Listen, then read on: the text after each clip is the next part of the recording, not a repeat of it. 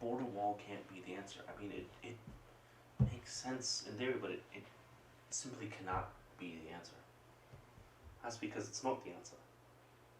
It's a solution to a problem that just doesn't exist. It doesn't make sense to put a wall that's not really going to do anything to solve some make-believe issue. But it is going to solve the issue, right? Yeah, it makes sense in theory. I mean, thinking about it, it makes sense to put up a giant wall so people can't cross over it, people can't jump over, like the fence like they do now. Okay, but it's not going to help. There's other ways people can come over than just jumping some fence. There's boats, planes, and trains. Hell, when 27 to 40% of people come across their border by plane, it doesn't really do much to put up a wall. The problem no longer becomes people jumping over fences or walls. Now it's people overstaying their visas, which is hard to control that. Okay, but putting the wall up would help. It would still solve the problem of people coming over. Maybe not entirely, but it would still lessen the amount of people coming over, right? You're correct. It would.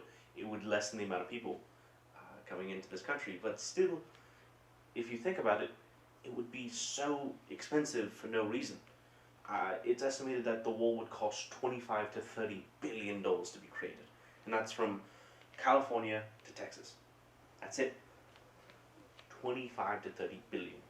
And that's not even anticipating the cost of how much it would take to maintain and staff this wall for years and years to come.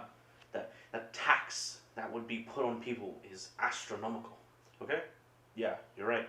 It would be a lot of money, but it would still solve the problem of immigrants coming into this country and messing stuff up. There's no need for them to be here. They don't do anything. They help a lot.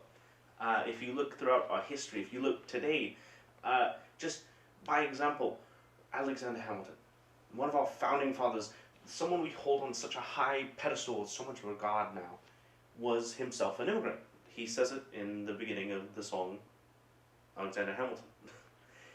Even excluding Hamilton, someone like George Washington, who, while not being an immigrant himself, is the ancestor,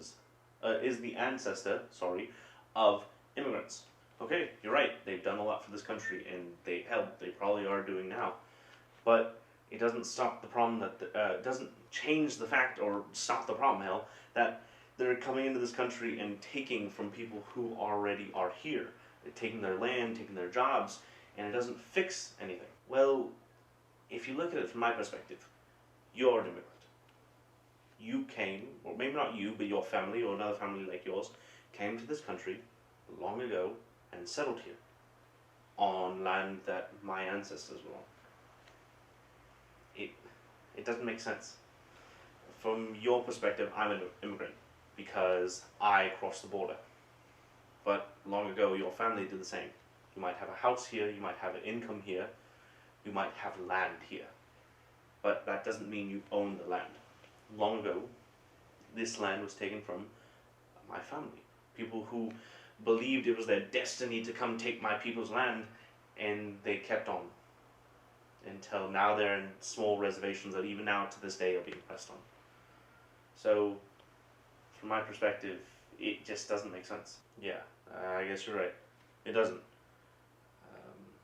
I never thought of it from that perspective. I've been here all my life. My family, my grandmother, my father came here. And yeah, they took land. You're right. I guess I never thought of it from your perspective.